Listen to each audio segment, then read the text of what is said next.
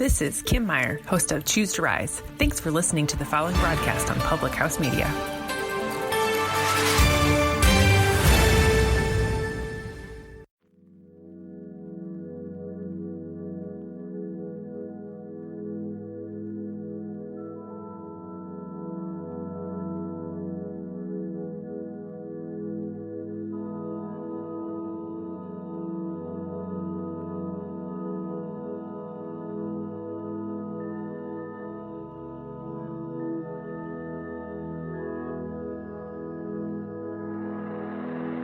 Hey everyone, you're listening to Stories from Planet Earth. I'm Selena Yvette, and I have Chelsea here with me.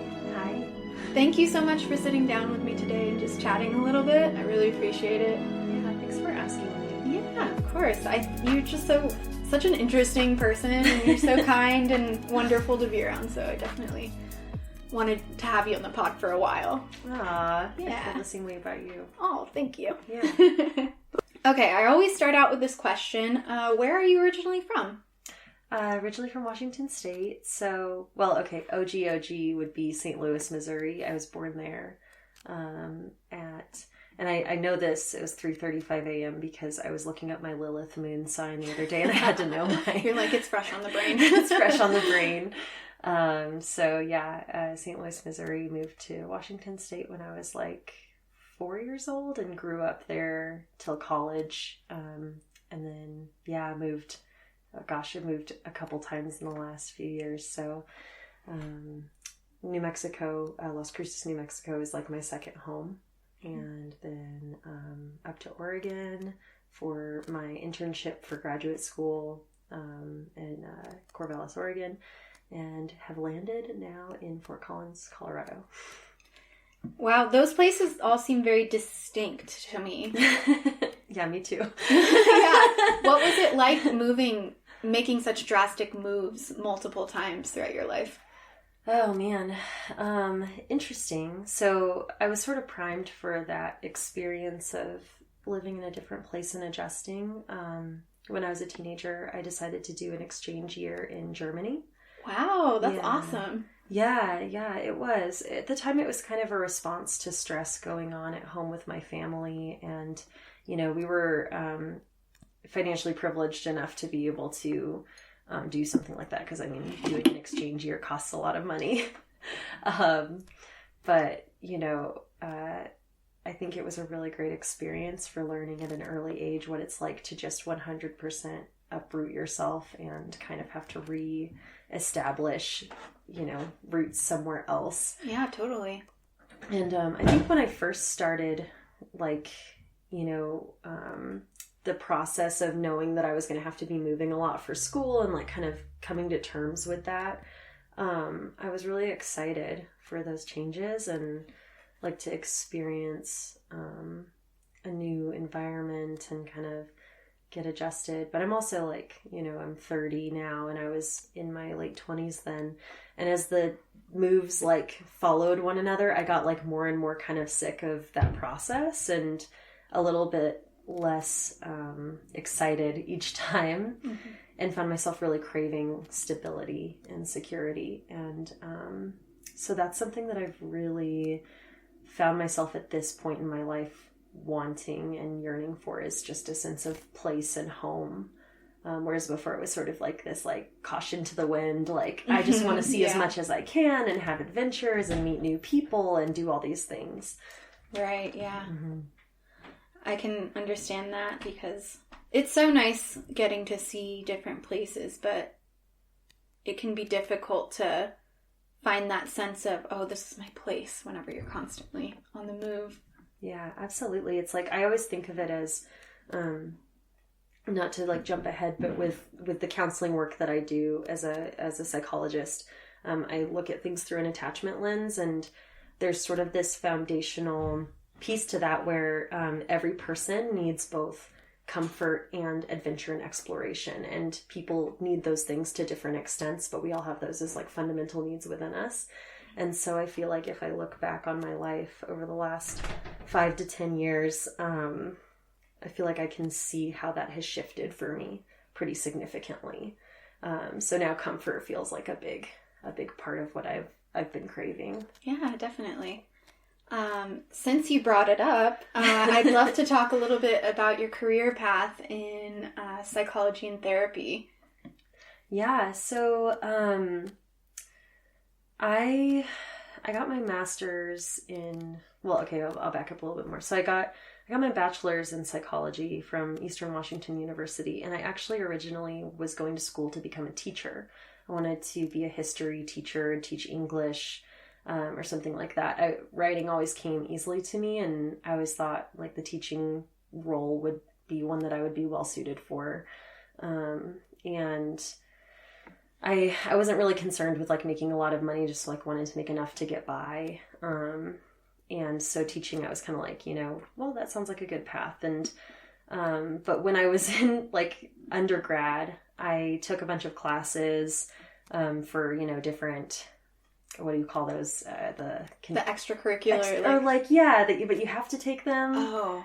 You know what I mean? Yeah. They make people take these, classes that are in different subject areas. Yeah, I know what you mean, but I can't think of the word right now. I hear it all the time at work and I can't think of it. But anyhow, people know what that is. So, so basically I had to take some psychology courses in the core curriculum and, requirement. And, I just enjoyed them so much more than my education classes. And, so I found myself just like every semester starting to like load in psychology classes, even if I didn't need to. And eventually I was like, I've got enough of these courses now. I might as well just like make this my major. Yeah. Right. So it sort of like was an accumulation of that process of just being in undergrad and not really like, feeling super connected to what I was learning with education in the same way psychology. And then I would have never thought about going to graduate school. I really had to like come to terms with that being a part of my journey because I was really resistant to the idea of continuing education, not just financially, knowing the debt that you accrue in this country going to higher education, and pursuing a master's or a doctorate. But, I also just had this dream of like, again, kind of being this like leaf in the wind, and, like, traveling or like, living out of a car or something. I was like really romanticizing those sorts of, life paths for myself. And I really wanted to go back to Europe after, having been in Germany in my teens and everything, but life totally took me in a different direction. And I ended up quickly realizing, like, after graduating with an undergraduate degree and working full-time, just managing the espresso stands on campus at Eastern Washington University, like, I was like, I'll just save up money and then go travel. The reality of, like, the daily grind and working a full-time job and that it wasn't going to be this romanticized novel experience that I thought it was going to be of just, like, somehow magically money would fabricate and I would be able to like the ultimate dream, and so I was really hit with reality of like, okay, well, what would really give my life meaning in like a real way? And I just kept feeling this call to go back to education, go back to school. My maternal grandmother was a teacher, and she, my mom, grew up with her mostly as a single mom. And she was kind of in and out of, I think, 3 different marriages throughout my mom's life, and which is kind of different for that time that my mom grew up. And so my mom really wanted me to have the ability to like be able to hold down a job, be able to like take care of myself. I think, she probably saw growing up with her mom, what that was like, the struggles, and like her mom, my mom realizing that my grandma needed to rely a lot on having a man around, kind of thing, as a zeitgeist of the times. So I think I had to kind of find on my own how that looked for me, like what it would look like to take care of myself and be able to have a career that I could have some stability. And a large part of, I think, myself was like, I was resisting that internally too, because I didn't want stability at the time. I wanted adventure and excitement and change. So graduate school, for all those reasons, financial, it being a commitment, didn't seem like a good idea. But eventually I just said, I think I have this really strong desire to continue learning, and I'm really interested in this field, psychology, and I think I'm going to go for it. So now, 6 years later, I have my PhD, and I wouldn't have thought, 20-year-old me wouldn't have thought about that as an option. Right. So yeah, that's a long-winded story. No, I'm here for all of the long-winded stories. I'm used to being on the other end of the stories. Right. So yeah, we'll get to that a little bit later. So you went to graduate school, and how did that go? What was that experience like, continuing education in this field? So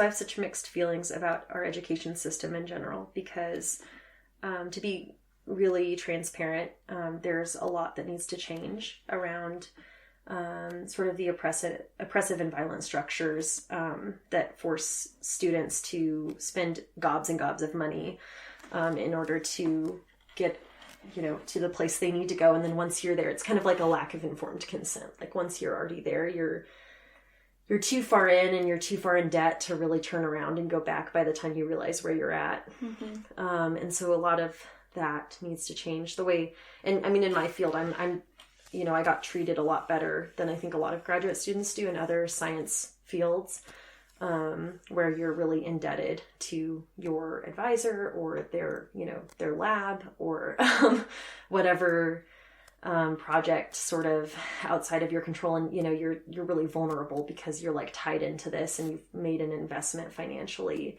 And then on the other hand, there's like a huge privilege in being able to go to school. So it's like this weird kind of duality where it's like you're kind of like this in the servitudinal sort of vulnerable position as a student, and you're also super privileged to even be there. Yeah, right. So yeah, it's just an interesting experience there. I had the extreme fortune to go to get my PhD in New Mexico, in Las Cruces, New Mexico State University, and that experience totally changed my life. I think, especially being there in the borderlands around the time of the election, the presidential election, where the outcome was that Donald Trump became our president. It was a very painful process and time to be so close to the real lived experiences of people who were so directly and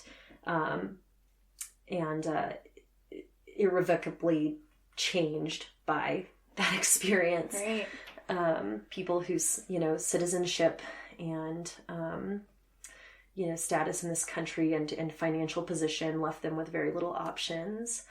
And I, being in the field that I'm in, I had opportunities to interface with people who, in a counseling role, who were being impacted by the election in a way that most of the country had no way of relating to. Yeah. And so I think that was a unique experience. I notice myself, like, when I talk about that time, like, I notice in my body, like, my chest gets tight and I feel like I might cry. And it's still really, I think, potent, like, and I'm like in this privileged, like white, middle class person, like a citizen of the United States, like, I have all these privileges and like could feel a fraction of what the pain that people were experiencing and witness it. Yeah, it was a rough time, like getting used to the idea of this president stepping into the role he's in now. And I totally understand that. It is just, I think about it and I get a little emotional too. Because, yeah, it's just devastating for a lot of people. Mm-hmm. Yeah. And it's awesome that you are using your place of privilege to recognize that, Yeah, I think it's taken me a long time to learn how to be an advocate, or like, I've gone through different phases of like, what does it mean to be an advocate in times like this, in what is my responsibility as a human on this earth, like to be an advocate for groups that, aren't, or who are vulnerable and who aren't privileged within our system in the ways that, I myself and others, a lot of others that I've spent a lot of my life being around are, like my family, even, I have family members who voted for Trump. And just reconciling all of that constantly, I think, is a process, and like continued growth edge, and, ongoing. So yeah, is it okay to ask you what it brings up for you? Like, if you yeah. Oh, it does. It makes me so emotional. It's just, I remember the night of the election, we were actually celebrating my friend's birthday. And at that point, all of us, we were taken aback. Like, we had no idea that was going to be the outcome. So I remember just going home so upset and just crying because it's like, despite the fact that I'm Latina, like, I'm fairly privileged. Like, I grew up here my whole life. I don't have an accent. I don't even speak Spanish, really. It's like, still learning. So I wasn't ever really worried about myself. It's just, like, I knew it was coming, I knew that the racism was going to get horrific. And I just knew that, despite the fact that obviously the world isn't falling apart, like, we're still moving forward. It's like, for so many people, that's not the case. And, oh God, it was just so hard. And the boyfriend I had at the time just didn't understand. I was just like sobbing. Like, yeah, it's kind of like hard to think about it because, like, we're so used, at least, like, I try not to think about it as much, or I get upset. But I also have family that voted for Trump, and that's even, I don't know, it's even more of a complicated feeling because it's like, I don't know, it seems like you're kind of voting against, like, your own demographic.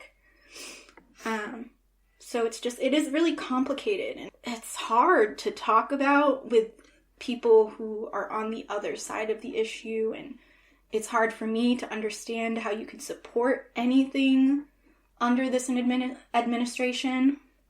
Yeah, it's just, ugh.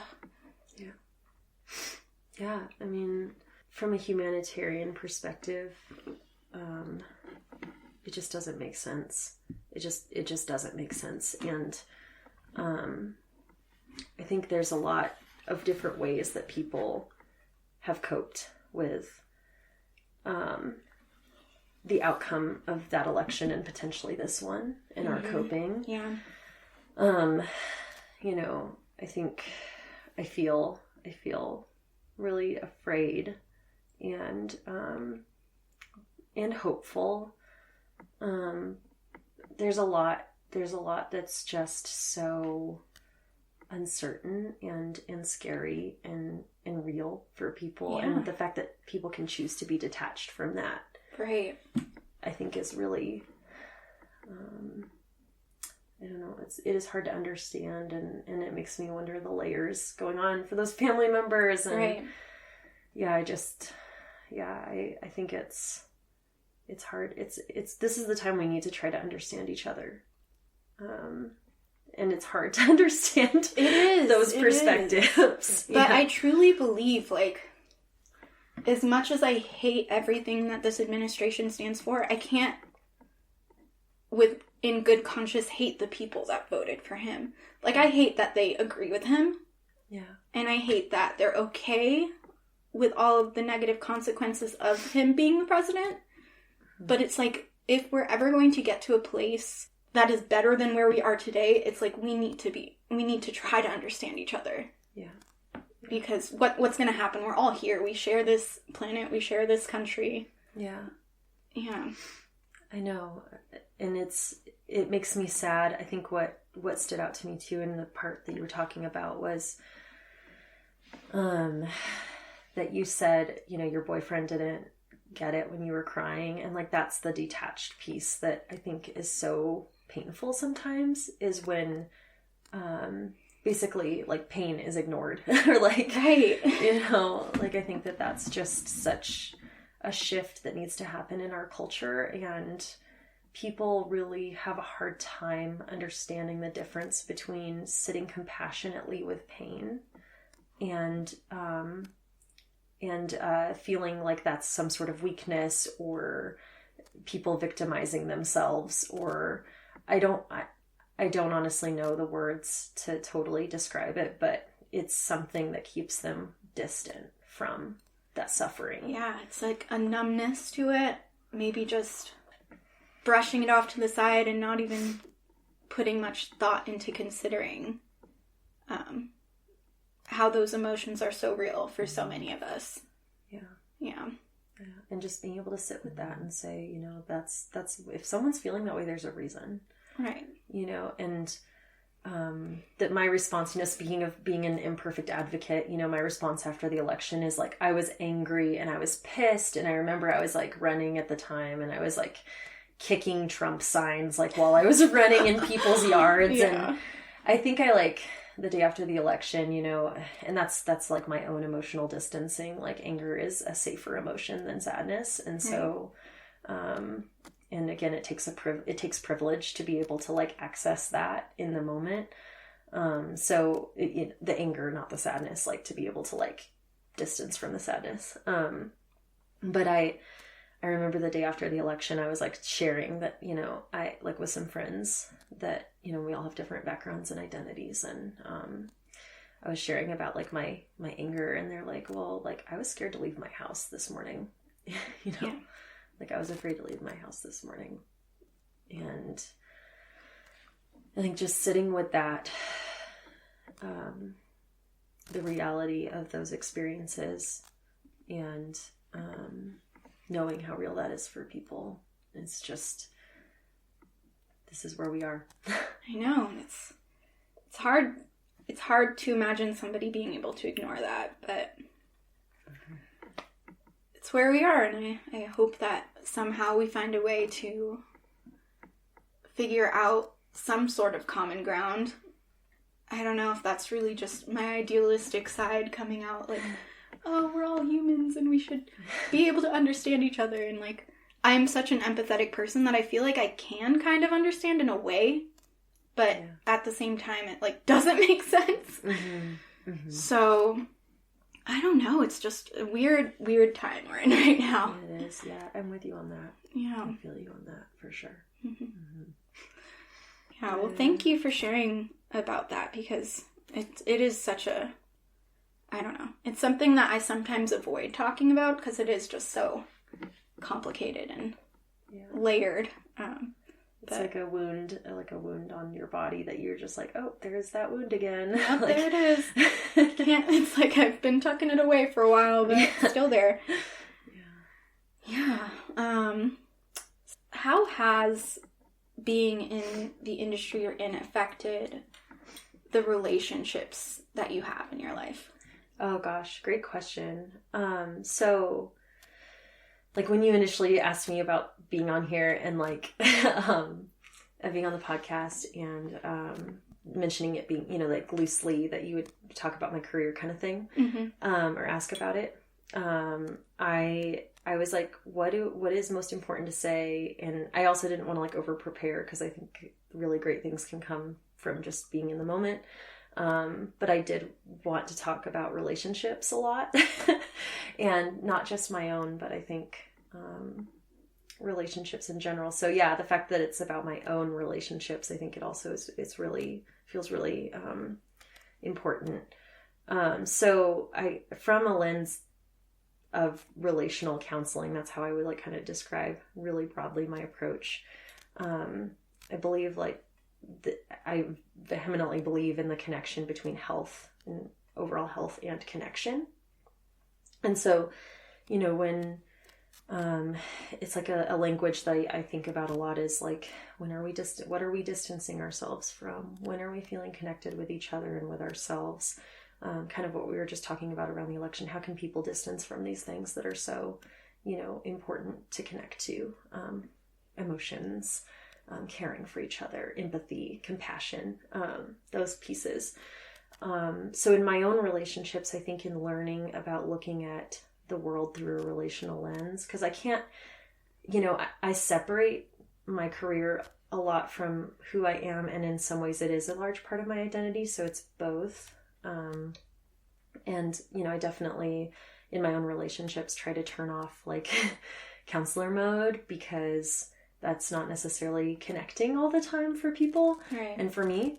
But it is part of who I am, and like part of the way that I guess I see the world and like everything now.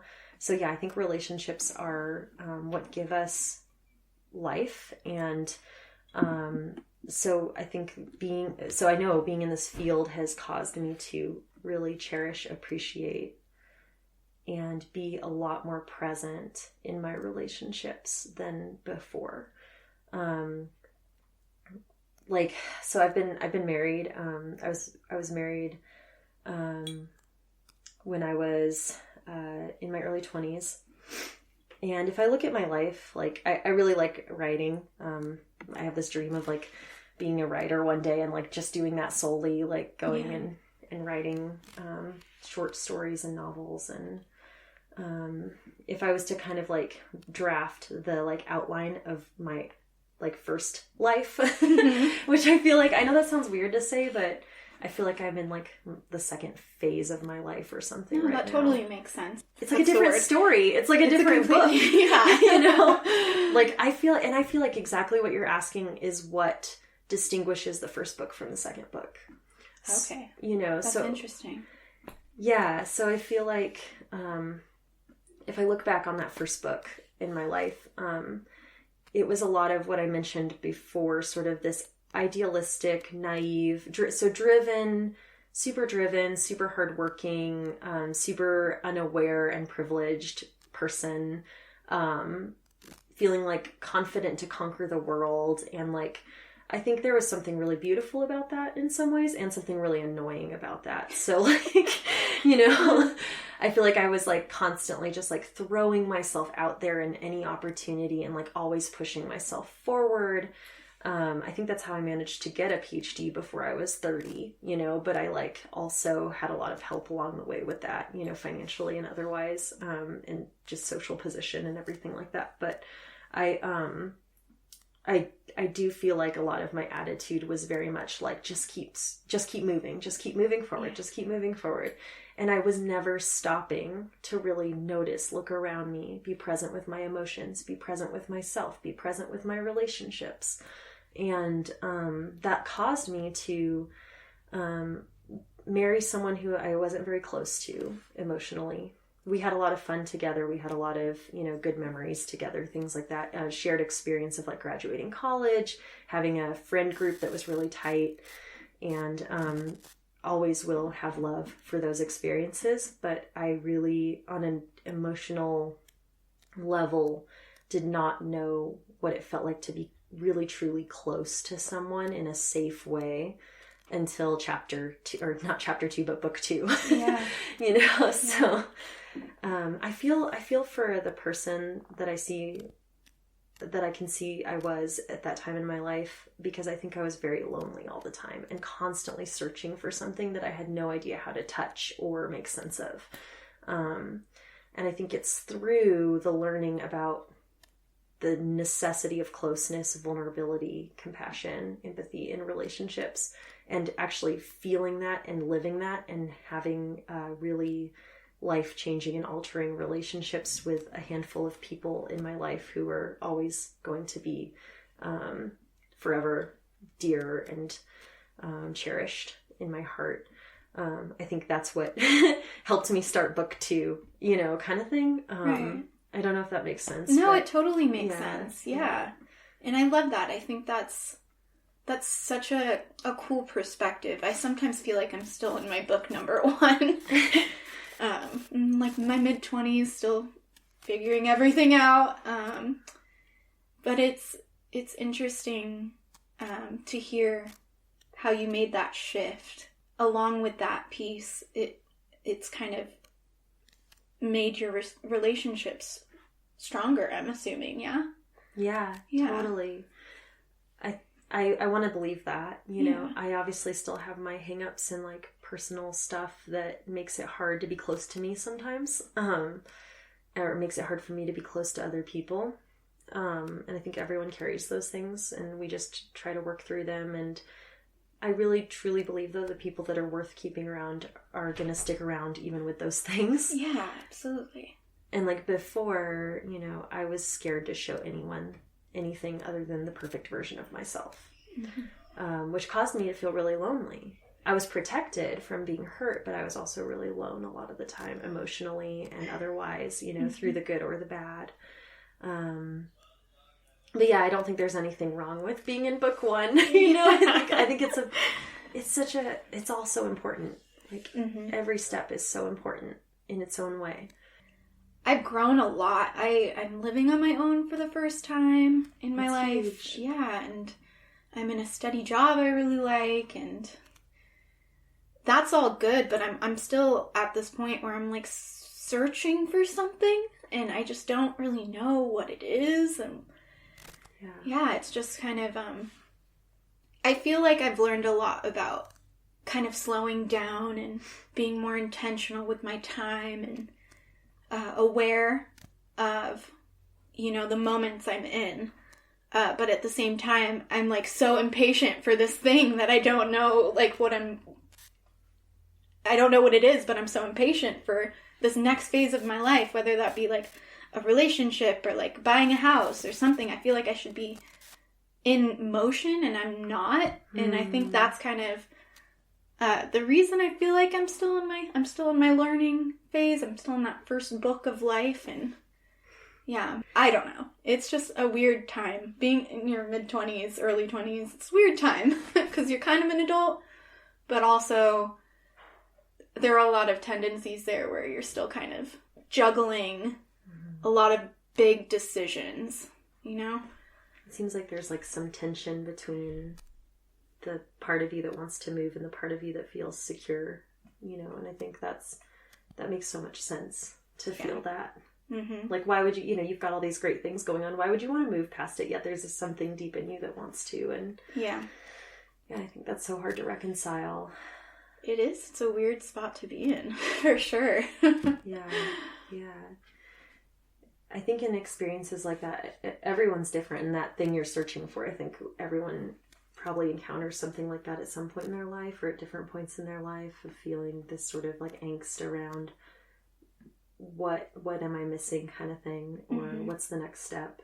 Yeah. And I guess when I look back on those times in my life, and I'm somewhat there right now, I don't know, I'm in a weird place too, in a different way, but it's really helped me to try to pinpoint where am I fighting, like where's the resistance in me, and where do I need to surrender in my life to something that I'm resisting against. And it's like, I almost see it like visually as like, you know, when you have a rope and there's a knot in the rope, and it's almost like our instinct whenever we see a knot in that rope is automatically to pull on both ends, you know, and just pull the knot tighter and tighter. Yeah, right. When really we have to like loosen our grip and hope that the knot will like loosen itself on its own, kind of thing. And like that process of just letting go of that grip and not pulling is so hard. Like, yeah, it's one of the hardest things. Yeah. You spoke a little bit earlier about wanting to talk about relationships in a broader sense. What are your thoughts around that? Well, I believe it's just like, if I were to pinpoint the most important part of what I do as a counselor, as a psychologist, is to create connection for people, or help. Gosh, I shouldn't say it that way. I'm not the one doing it. Like helping people increase connection in their lives, whether that's with themselves, with other people, with something outside of themselves that they're feeling disconnected from, that's important to connect with. And because relationships are essential to our survival, it just feels like the most important thing.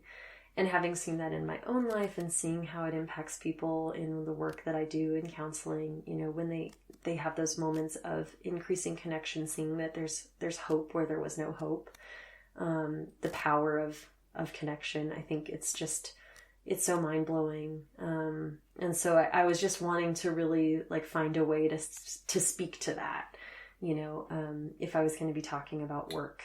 So it feels like it kind of happened organically or naturally to talk about it in terms of my own experiences. But yeah, it's so cool to see it with the clients I work with.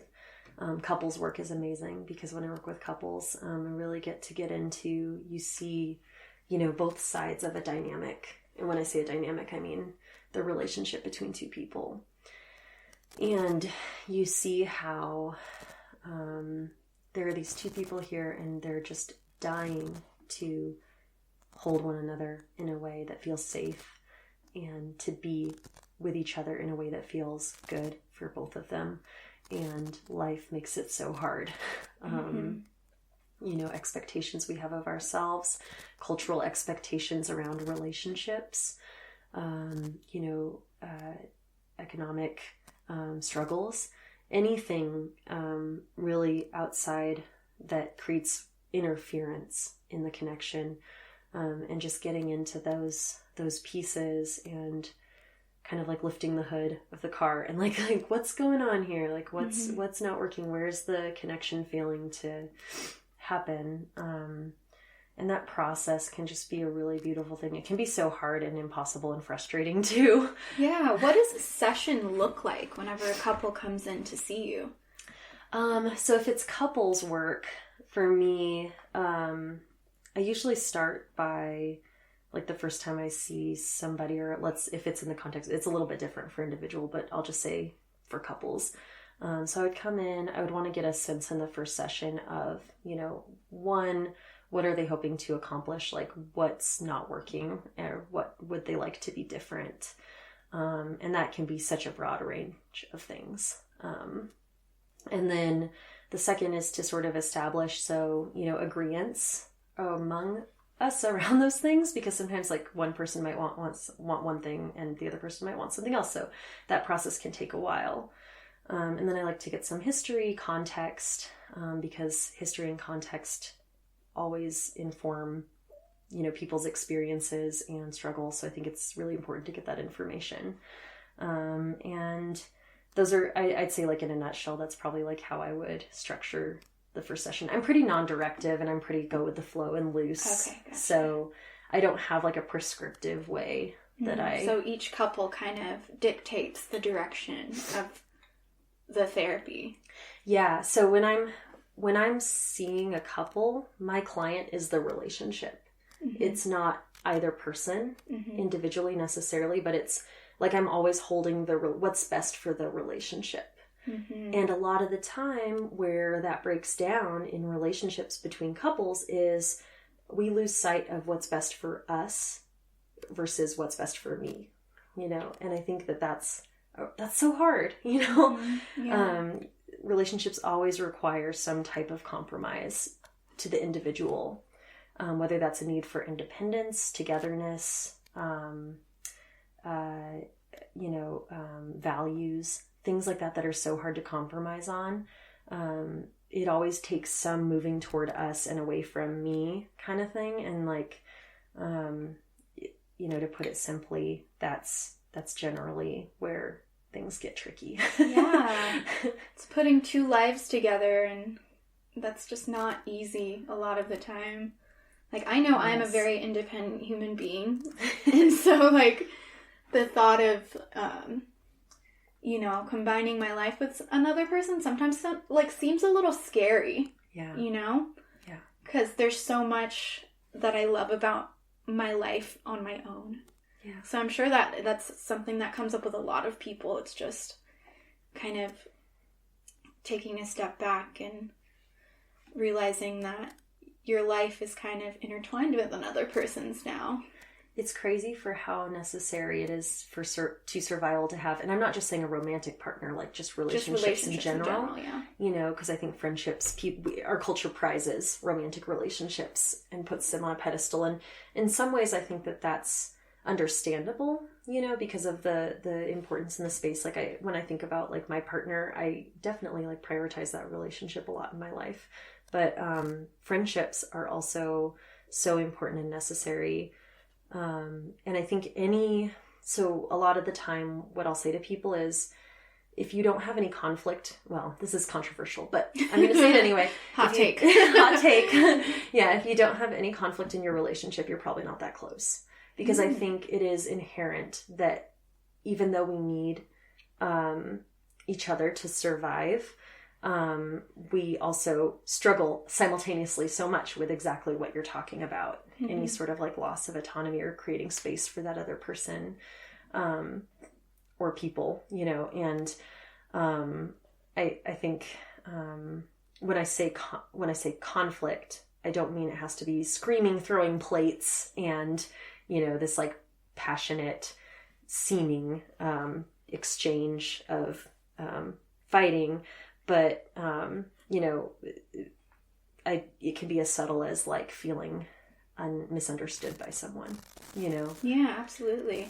And I see that in my friendships too. Like, yeah, I'm definitely more of like an introverted person, with extroverted tendencies, but like I need my space and I need my alone time. Mm-hmm. It's absolutely necessary. So sometimes like I have prioritized that over like spending time with people I care about. So it's like kind of like, it's a weird tricky balance, because you want to care about those people in your life, but you also want to tend to yourself. So it's just a weird toss up, constant push and pull. Mm-hmm. You know, and I think different people have different needs around that. Mm-hmm. Different people have different needs around space and alone time, and some people have a lot less need for that and are a lot more comfortable being around people. Mm-hmm. And all of that, you know, it's hard enough to navigate that within ourselves, but then add another person in the mix who's got their own set of needs, and right. It's a lot of fun, and it's also really hard. Yeah. Yeah, I can just imagine how just interesting each session with those couples would be time to time. Mm-hmm. I guess I wanted to touch base too on the stigma around that, because I feel like a lot of the time you hear couples not wanting to go to that step of going to counseling because it just means there's something wrong. Yeah. Yeah. Do you have any thoughts around that? Totally. I mean, and I think it just depends for everyone. So the first thing that comes to my mind is therapy is expensive. Right. And, you know, there are definitely options to make it more affordable. But I can just understand the economic barriers. And also, you know, there's always, I think, this fear of like, is the counselor going to understand, you know, mine and or my partner's specific, you know, identities or, you know, social context or whatever. So I think there are a lot of like barriers to even getting to the door economically and like socially. And, you know, I think I can absolutely understand why some people wouldn't feel like it's for them. I truly stand by the idea that people have to be in a space of readiness for counseling to be optimally effective. I think you can often take something away, even if you're kind of really resistant to it and like sort of pushing against it and not able to work through that or find it useful. I still think there are little small things people take away. And I've had clients say this, like, oh, I went to therapy, you know, 5 years ago and it wasn't helpful, but I did learn how to talk about my feelings more. So, you know, like kind of taking away those nuggets if you're not necessarily in the space to do the work. Mm-hmm. Also, like the work takes a lot of energy. Mm-hmm. It's not, if you're doing really meaningful work in therapy, a lot of the time that's not fun. You know, it can be, and there are moments that feel really great in connecting. But a lot of it can feel like a struggle, or it can just be, you know, sometimes people come in and they just don't even know where to start. So I think there are a lot of barriers just even initially for folks. And then you need both people on board, right? I've definitely done therapy with couples where it's clear that one person's invested in the therapy and the other person's maybe less so for whatever reason or reasons. And, you know, so I think there's a lot that has to sort of align for people around going into couples counseling. Yeah. Yeah, that is definitely a lot of moving pieces, I suppose. I hadn't even thought of it in that way. Do you think it's something you would do if you were, I know it's hypothetical right now, but... I don't know. I guess it would depend on what the scenario was. But I'm a big believer in therapy. It helped me a lot in the past. So I think that if I was feeling that it was necessary, maybe I would give it a try. Because I've just seen a lot of people think of it as like this sign that something's broken. And yeah, I just don't think that that's a good framework to go into it as, or like to think of it as, because I don't know. It's helpful to like just air it all out. you know? Yeah. Well, if you see something as in like sort of an unfixable, stable, hopeless problem, yeah, absolutely. You know, I mean, and I think people can come into individual counseling with the same concerns about themselves, right, or whatever they're going through. So, you know, I guess what I would suggest is, if you're able to get, like, you know, also respecting the economic barriers there, if people are able to get like a consultation with a counselor to immediately voice those concerns, like, I don't even know, how would I know if this is something that's going to be helpful for me? And you know, I really enjoy having those kinds of conversations with people, because I think it can help eliminate any sort of like resistance later to the counseling process. And it absolutely makes sense. I mean, there have been times when, you know, actually, so, you know, when I was thinking about getting divorced, I briefly tried couples counseling with my ex-partner, and there were things around that were just like frustrating around the process of even scheduling an appointment. Like, I wanted him to step up more and be more of that part of that process, and you know, we just couldn't get on the same page about how to do that. And when we did get through the door, we only went to like 2 sessions, and I was also going to individual therapy at the time. And I remember saying to my counselor, I was like, I just feel like it's too little too late. Like, I just think this is too far gone. And she was really validating, and she's like, if you feel that way, like, totally, like, that's totally fine. You know, so I think all of that is important to listen to. You know, it's not one size fits all. It's not always going to be good for everyone. Right. Yeah. So, yeah. Yeah. Well, thanks for talking about that a little bit. I think I'm going to shift gears and ask about your music, because you are also a musician. Yeah. So, I've had music be a part of my life since I was a kid. You know, my mom's musical, my grandmother, maternal grandmother, was a teacher. She was also a musician, and a violinist, and a music teacher, as well as a school teacher.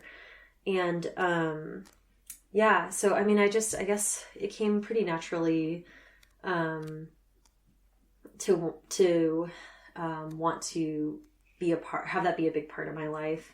You know, started with like, I think also the writing piece comes into play, because I've always loved writing. And like when I was a kid, I would just write these little songs, and I can still remember some of them. Yeah. And my dad played guitar. And that was one thing that, you know, I think our family, in a lot of way, people in our family were sort of living on their own island a lot of the time. And music was one thing that brought us together. And that was true my childhood, and also true of, you know, friend groups as I was getting older. A lot of the time music would be the connecting factor between me and other people that I tended to get along with. And, when I moved around a lot these last 5 years, finding a sense of community in music was always sort of like a way I knew I could find a sense of belonging. That's really cool that you've always found a community within music. You also have a little show called Music and Coffee. Yeah. Yeah. What's that all about? Well, I think just also part of where I'm at in my life right now in general, in the big picture. I wanted to find a way to get involved in a local music scene and community outside of just performing, and booking shows. So when I came here to Fort Collins, I don't know, I had like a night where like, I think my partner and I were like fighting that week, and I was like having a really hard time sleeping. And I kind of got really in my head about like these different ideas of things and ways that I could sort of like get back into doing, something that I feel passionate about around music, that outside of performance, and that would also give back to the community. Mm-hmm. One thing that's caused a lot of stress for me in my life right now, and I think my partner's in a similar boat right now, is that we're both early on in our careers, and I have a lot of debt from school and credit cards and things like that, of being a single person getting a PhD. So it just feels like I'm just like constantly fighting to get out of this like debt hole and have some financial stability. So it's been sad because my ability to focus and be creative with music, and have energy to put toward that, has just been limited by that scramble. Mm-hmm. And that process. So Music and Coffee has been a really great outlet for me, that has allowed me to sort of like do something that feels like a genuine involvement, but not necessarily my own music. Mm-hmm. Because that sense of community and belonging is so essential in my life and happiness. And I've just had to get creative in finding ways to be able to do that. Mm-hmm. When I don't, I used to have like energy when I got home at the end of the day to like sit down and write a song and practice guitar. And there are just a lot of days these days where I'm working like 2.5 jobs right now that I just like don't have that energy anymore. Yeah. And I know that that's just how it is right now. And that's going to change, and I'm hopeful that will change and get better. So yeah, all that being said, like, I'm so glad, because it feels, I get this sense of excitement and satisfaction from doing Music and Coffee that, it's different from the gratification that I got from performing, mm-hmm. Which is also amazing and such a great feeling. And with this, I get to involve and connect other people. So I don't know, I'm sure doing this, like... Yeah. It's similar kind of desire to do this for me. It's just getting to connect with people and have these awesome conversations. Yeah. And it's a creative outlet that I can handle. Because... Exactly. Yeah.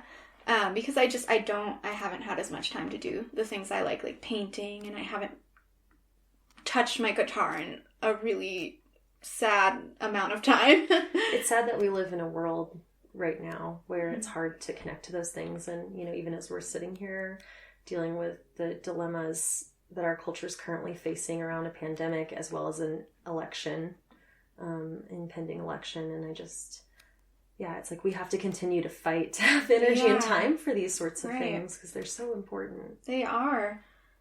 So I totally understand that, because this is a great way to do it, that seems manageable, mm-hmm. Mm-hmm. for me. I think that's really cool that you're doing that. Thank you. Yeah. I hope to be able to continue to do it. Again, like, time and money are always limiting factors, mm-hmm. and it's hard, thank you so much for your time today, for like sitting here and talking to me. And thank you. Yeah. Absolutely. I just had a few more questions for you. You have a sweet pit bull named Gaia.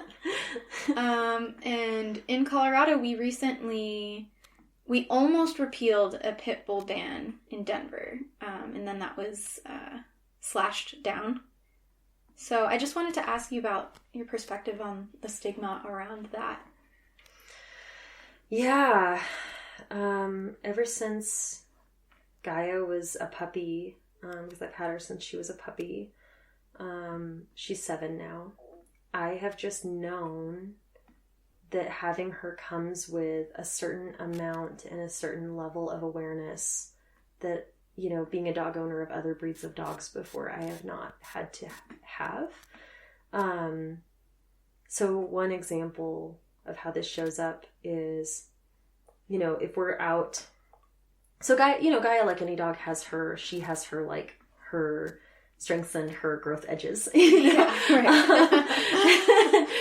And, you know, her strengths are that she's such a love. She is so emotionally intelligent. She is like, gosh, she's like my rock and like my constant companion, you know, and just, I love her to pieces. And she loves the people that are close to her and like her community, but she's very wary of strangers and she's not always good with other dogs.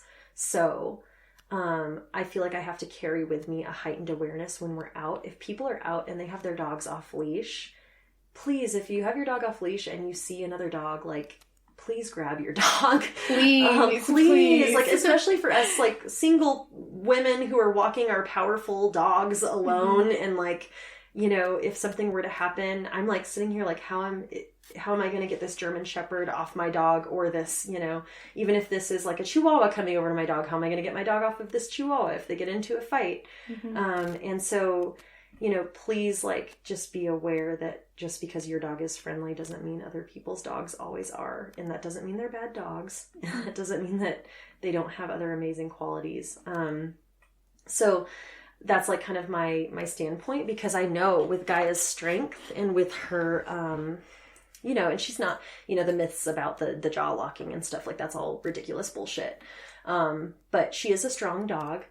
And if she were to get into any sort of confrontation with another dog, which she might not even start, she would probably get blamed for it. Right. So there's a stigma there. And that's one that I've had, and a level of anxiety that I think a lot of people don't understand, that I'm always thinking about how to protect her. If it's, you know, even just like noticing that we're over at, you know, a friend's house and the door is open, I have to be aware of where's Gaia, you know. So yeah, it's just a level, because I love her so much, and I just don't want to risk anything happening and for her to take the blame or the fall for, you know, and of course I'm human, and there are times when like I might make a mistake and like not, you know, and be at fault for like her getting into it with another dog or something like that. But I do the best I can. So it's hard. Yeah. Yeah, definitely. Mm-hmm. But she is such a sweet girl. She's the sweetest. Yeah, she is. She is. Yeah. There's just a handful of dogs and people, like the majority, she's fine. But you know, you never know. Right. Yeah.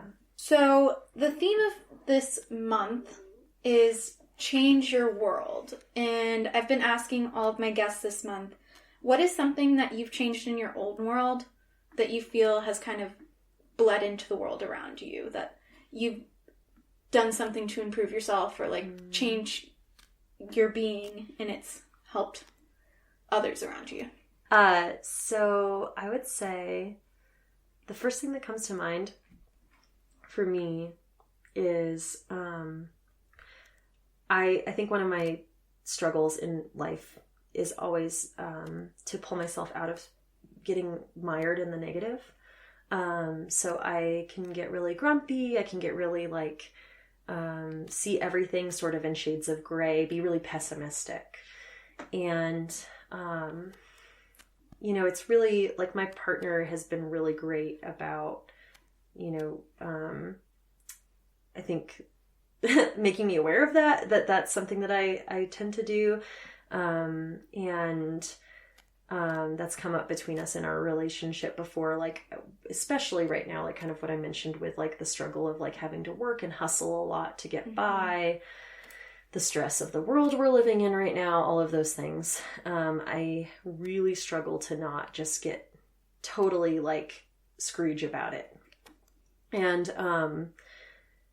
I think the more that I've done to take care of myself and have, you know, boundaries around my own time and try to prioritize, you know, even if it's not what I want, like I get FOMO really bad. I like to be able to be a part of things.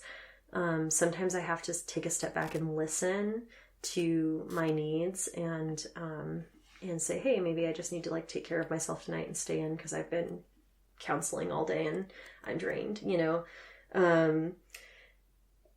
I've noticed just doing those small pieces of like self-check-in, noticing my own emotional state has really helped me to kind of mitigate that. And I think that has an impact, you know, the people that I'm close to, if they see me prioritizing myself, I think that's a really good example to set for, because I think we all struggle with that in different ways. It looks different. Like, so the outcome of not taking care of myself to me is being Scrooge and being really pessimistic and grumpy.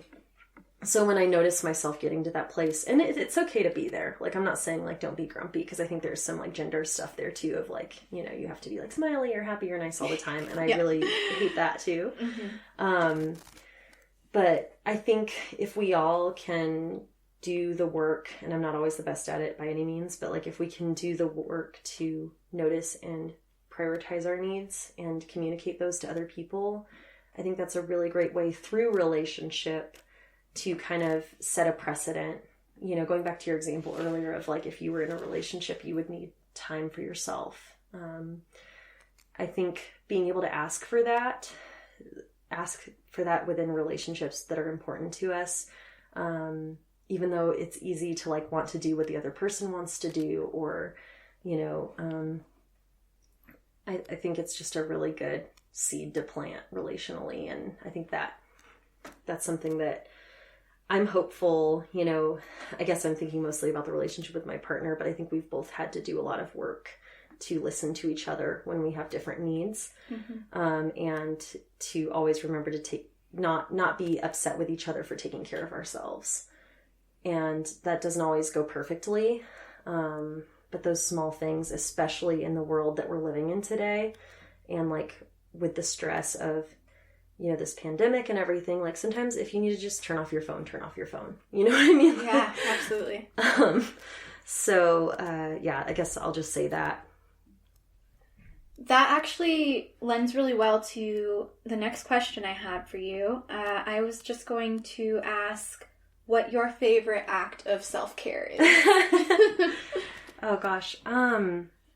Sitting in the sun and going on a walk when the weather's nice. So I have a really hard time here in winter in Colorado. I will appreciate the change in the weather for about a month or two, and then I'm like so over it.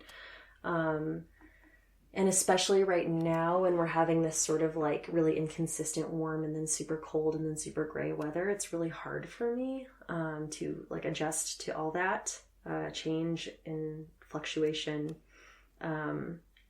I always drag my feet a little with adaptability around things like that.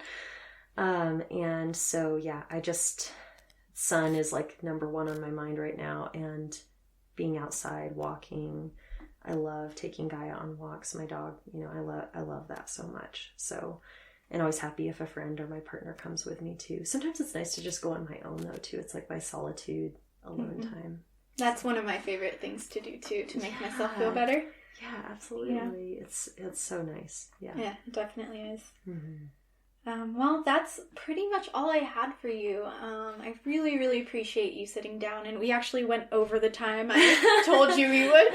That's okay. But I'm happy to have, because this is a wonderful conversation. Yeah. So just one final question. Where can people find your work if they want to listen to your show or maybe your music? Oh yeah, absolutely. So right now, Music and Coffee is on Facebook, and Music and Coffee with Chelsea Beth, if you search it on Facebook. Also ditto with YouTube. We're debating about going into podcast format. I've had that a lot of people, but you should. I know. You should. I am so slow with technology though. I just got Spotify like 2 months ago. Okay, we'll give you some time. I will be expecting a podcast soon. Okay. I take that seriously. Yeah, and with regard to counseling, my website is drchelseatwistcounseling.com. I was like, I think that's right. Yeah. Again, getting my own website was a big thing, so... Yeah, that's awesome. Yeah, so those are the three, I guess, places to look up different parts of what I'm sort of got my hands in right now. Awesome. Well, thanks again so much. Thank you, Selena.